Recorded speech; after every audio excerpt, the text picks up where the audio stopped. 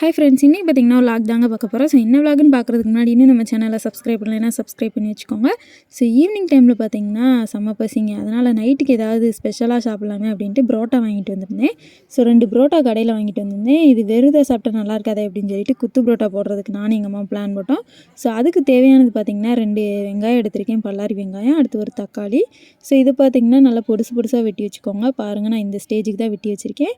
அடுத்து பார்த்திங்கன்னா உங்களுக்கு தேவையான அளவு முட்டை எடுத்துக்கோங்க. நான் வந்து 2 முட்டை எடுத்திருக்கேன், எனக்கு எங்கள் அம்மாவுக்கும் சேர்த்து. அப்புறம் பார்த்திங்கன்னா அது கூட கொடுத்த சால்னா அதெல்லாம் எடுத்து வச்சுட்டு அப்புறம் ரெடியாக நாங்கள் உட்காந்துருந்தோம். ஸோ அம்மாவும் பண்ணுறதுக்கு ரெடி ஆகிட்டாங்க. ஃபஸ்ட்டு பார்த்திங்கன்னா அந்த புரோட்டா வாங்கிட்டு வந்திருந்தோம்ல, அதை பார்த்திங்கன்னா நல்லா குட்டி குட்டியாக பிச்சு வச்சுக்கோங்க. நீளமாக போட்டிங்கன்னா கம்மியாக வரும். அதனால் பார்த்திங்கன்னா நான் குட்டி குட்டியாக பிச்சு வச்சுக்கிட்டேன். ஸோ அம்மா தான் பிச்சு போட்டுட்ருந்தாங்க. அதை போட்டு அடுத்து கருவேப்பிலை, அப்புறம் பார்த்திங்கன்னா கொத்தமல்லி எல்லாத்தையும் எடுத்து வச்சுட்டு அடுப்பை பற்ற வச்சு கடாயை வச்சுருங்க. வச்சு எண்ணெயை ஊற்றிடுங்க. நாங்கள் எண்ணெயை ஊற்றினதுக்கப்புறம் பார்த்திங்கன்னா வெங்காயம் வச்சுருந்தோம்ல, ஸோ அதை எடுத்து அந்த வெங்காயத்தை போட்டுருங்க. போட்டு அதை நல்லா வதக்கி விட்டுக்கோங்க. நல்லா பொன்னிறமாக வர அளவு வதக்கி விட்டுக்கோங்க. ஸோ பாருங்கள், ஃபஸ்ட்டு நான் வெங்காயத்தை போட்டு நல்லா வதக்கிக்கிட்டு இருக்கும் போதே பார்த்திங்கன்னா இஞ்சி பூண்டு பேஸ்ட் உங்களுக்கு தேவைன்னா போட்டுக்கோங்க. நாங்கள் பார்த்திங்கன்னா வெள்ளைப்பூடு தான் போட்டிருந்தோம். அடுத்து கருவேப்பிலை கொஞ்சோண்டு போட்டுருங்க, நம்ம எடுத்த கருவேப்பிலையை அதை போட்டு நல்லா வதக்கி விட்டுருங்க. வதக்கி விட்டதுக்கப்புறம் பார்த்திங்கன்னா இப்படி தான் இருந்துச்சு. ஸோ நல்லா பாருங்கள், இப்படி ஆகிடுச்சு. நாங்கள் நல்லா வதக்கி விட்டுக்கிட்டே இருந்தோம். வதக்கி விட்டதுக்கப்புறம் பார்த்திங்கன்னா நான் வெட்டி வச்சுருந்தேன்ல தக்காளி, ஸோ அந்த இதை எடுத்து அப்படியே போட்டுக்கிட்டேன். நான் போட்டு அதையும் நல்லா வதக்கி விட்டுக்கோங்க. உங்களுக்கு தேவையான அளவு வதக்கி விட்டுக்கோங்க. ஏன்னா எங்களுக்கு தேவையான அளவு நாங்கள் வதக்கிக்கிட்டோம். அதுக்கடுத்து பார்த்திங்கன்னா மட்டன் பொடி போடுங்க, செம்மையாக இருக்கும். அது கூட கரம் மசாலாவும் போட்டுக்கோங்க. ஸோ போட்டு அதை நல்லா கிண்டி விட்டுருங்க. உப்பு போட்டுருங்க. நாங்கள் பார்த்திங்கன்னா உப்பு லேட்டாக தான் போட்டோம், முட்டை போட்டதுக்கப்புறம்.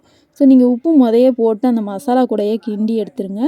நாங்கள் பார்த்திங்கன்னா 2 முட்டை தான் போட்டோம். அதில் பார்த்திங்கன்னா ஃபஸ்ட்டு முட்டையை உடச்சி ஊற்றிக்கிட்டாச்சு. அடுத்து பார்த்திங்கன்னா 2வது முட்டையை அம்மா உடச்சி ஊற்றிட்டாங்க. ஸோ நல்லா சைடு ஊற்றினதுக்கப்புறம் கொஞ்சம் நேரம் விட்டுருங்க. விட்டதுக்கப்புறம் பார்த்திங்கன்னா அப்படியே கிண்டுனிங்கன்னா நல்லாயிருக்கும். ஸோ அந்த மாதிரி தான் அம்மா கிண்டிகிட்டு இருந்தாங்க. அதில் பார்த்திங்கன்னா நாங்கள் லாஸ்ட்டு தான் உப்பு போட்டோம். நாங்கள் உப்பு போட மறந்துட்டேன்னு சொன்னேன்ல, ஸோ பார்த்திங்கன்னா இப்போ தான் உப்பே போட்டோம். ஸோ உப்பு போட்டு நல்லா கிண்டிக்குவோங்க. நல்லா அந்த முட்டை வாடை போகிற அளவுக்கு, கொஞ்சம் பச்சை ஸ்மெல் அடிக்கும்ல, ஸோ அந்த ஸ்மெல் போகிற அளவு நல்லா கிண்டினதுக்கப்புறம் நம்ம வச்சுருந்தோம்ல புரோட்டா, அந்த இதை எடுத்து அந்த இதிலே போட்டுருங்க. ஸோ போட்டு நல்லா மிக்ஸ் பண்ணி விட்ருங்க. ரொம்ப நேரம் மிக்ஸ் பண்ணுங்கள், அப்படின்னா தான் நல்லாயிருக்கும். நான் பார்த்திங்கன்னா ஃபஸ்ட்டு அம்மா மிக்ஸ் பண்ணிக்கிட்டு இருந்தாங்க. அதுக்கடுத்து பார்த்திங்கன்னா நல்லா குத்தி எடுத்துக்கோங்க. அப்படியே அந்த கரண்டியை வச்சே ஒரு 4-5 குத்து குத்துனீங்கன்னா நல்லாயிருக்கும். அடுத்து நம்ம கொடுத்தாங்களே சால்னா, ஸோ அந்த சால்னாவை எடுத்து அதிலே ஊற்றிட்டு அப்புறம் பார்த்திங்கன்னா மறுபடியும் கிண்ட ஆரம்பித்தாச்சு. ஸோ இப்படி தான் நாங்களும் கிண்டி கிண்டி ஃபைனலாக பார்த்திங்கன்னா ஒரு ஸ்டேஜுக்கு வந்துருச்சு. ஸோ சூப்பராக இருந்துச்சு. பாருங்கள் அம்மா எப்படி கொத்திகிட்ருக்காங்கன்னு.